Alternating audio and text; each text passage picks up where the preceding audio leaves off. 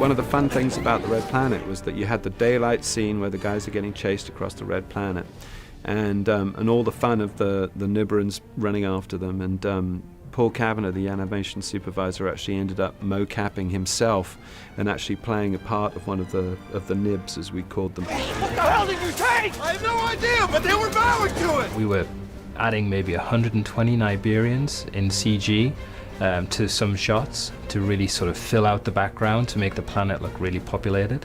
You know, I got in the mocap suit and got down on the stage here at ILM and jumped around and did some praying, some running between trees and all that kind of good stuff. They're trying to get us!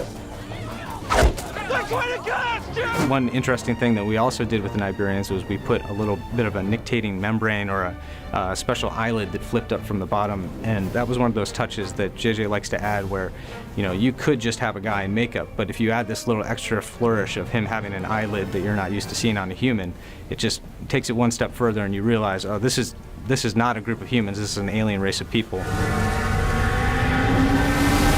The set got smaller and smaller until it was like about 50 feet across or something, and I was extremely nervous that you were going to be able to tell. But the digital mat guys, you know, our lead supervisor Barry Williams, came up with a whole series of ways of, you know, duplicating the trees and building a digital tree system. If this set piece were a sort of a world, sort of what would that look like, and what are the different types of plant variations you'd need to make it look natural? So we created the landscape, everything from that massive volcano all the way till when they jump off the cliff. They run through the red trees and straight over a cliff edge, and in the actual shooting of that, they just jumped maybe a few feet onto a blue pad. And then what we do is we sort of match-mate their actions. So in the computer, we match their limbs and their positions on screen perfectly for a few frames. And then we go into a CG model and we animate them as they fall and make it look like they're falling, you know, maybe 100 feet down into the water.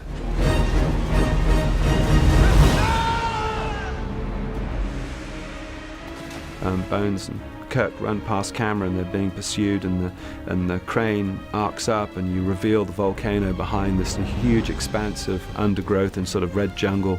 And I just thought, wow, that's pretty spectacular, the way that you can take such a small piece of set and suddenly turn it into this really expansive world.